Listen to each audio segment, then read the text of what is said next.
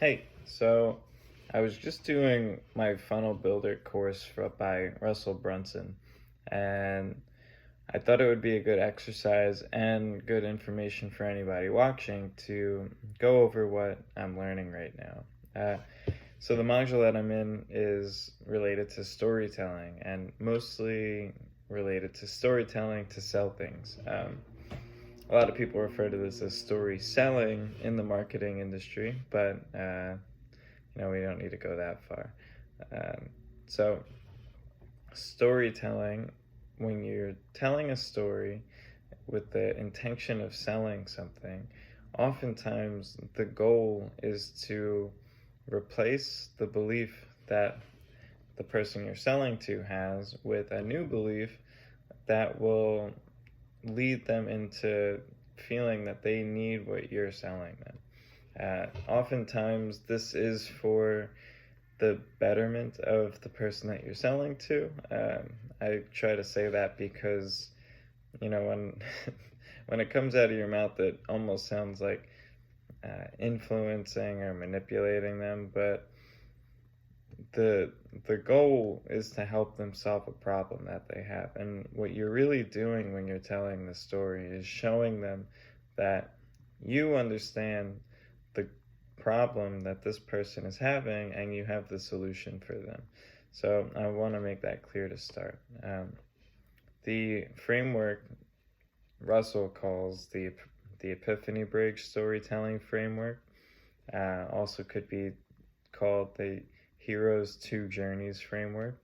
And it basically goes like this. So you start with the backstory, then you move on to the journey, the new opportunity, the framework, and then the results section. So within the results section, it would be what you achieved externally. So was the goal of your story to complete an Ironman or win a race or some type of competition or beat the bad guy, right? Save the town. The transformation is the internal change that the hero has gone through over the course of the story. So, if we're working in this framework, we'll start with the backstory. And I'll use myself as an example with the starting of Engine. So, my backstory is about 5 years ago, uh, I was newly graduated from college with an electrical engineering degree, and I started my first job as an electrical engineer for a government contractor. The government contractor actually designed and built submarines for the U.S. Navy. So, pretty cool, right? Like, you get a job like that, you think, oh, I'm going to have a really interesting day to day. My job is cool. So, somewhat fulfilling, you would think. But you quickly learn that the day becomes like a repetitive get in at 6:37, get home at like 4:35 every single day. So it starts to chip away at you, or it started to chip away at me, and I started to have this feeling like there has to be more to life because, I was making decent money and the job was supposed to seem or be interesting. And for some reason, there was something that I was unfulfilled about. So that started me on this path where now moving into the journey, I started to try to seek out what could be the answer to my dissatisfaction. Fast forwarding a little bit, I started to learn from different people in the online space like Tim Ferriss, watching his podcast to learn about new higher thinking minds than my own out in the industry, reading their books. So I started to read more about business and psychology, philosophy, really going through a serious growth period. But for those 5 years that I was doing that and, applying the lessons that I was learning to myself, my job, I look back and realize that I wasn't actually taking any steps towards my own business. Like, I tried to get a blog going a little bit because I heard that you can make money driving traffic to a blog and like on-site advertising. I've done little types of selling things here and there, like on the side, trying to make extra money, but nothing in a real way where I could have called my own business, where this was what my head was leading me towards. My head was saying that I would be happy having more control over my life and building something like a business. And for those 5 years, I was more of a wantrepreneur than an entrepreneur. Move now to 2 years ago when I started Engine. I started it thinking, okay, I have to select a path, and after learning from all these people, I'm going to select marketing and start learning everything I can about marketing,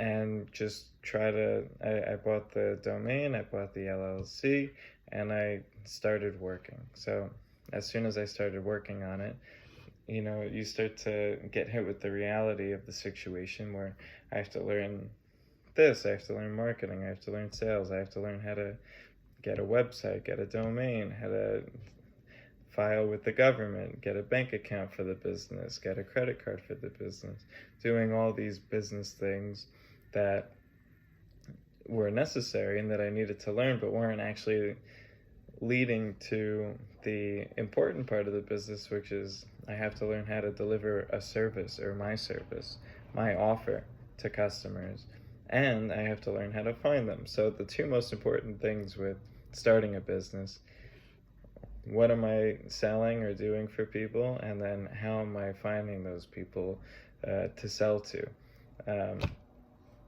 I was doing all this stuff, and finally, after like watching enough Alex Hermosi and like Russell Brunson and Aman Ghazi, I decided to purchase a course by Aman Ghazi and focus in on advertising as my service and learn how to open and run an agency to deliver advertising to online and local businesses to drive leads in. And it was working, and I was getting results, but they weren't the results that I expected. The results were more learning about another deficiency that I had in my knowledge, which was, and another story to go along with that, I had a client that I was working for, and I made ads for his company, and the ads were good. They were driving traffic to his website, but I didn't fully understand the importance of the website as a selling tool. So all the leads that were getting to his website were just getting there and then leaving, and he wasn't getting many or any sales from all the leads that were visiting his website, and we weren't capturing those leads either. And that's when I learned that no matter how good your advertising is, if the place that you're leading them to, most commonly for most businesses, a website, for the new framework, funnels, it doesn't really matter how many people you get to the website if they all leave and you don't actually get their information.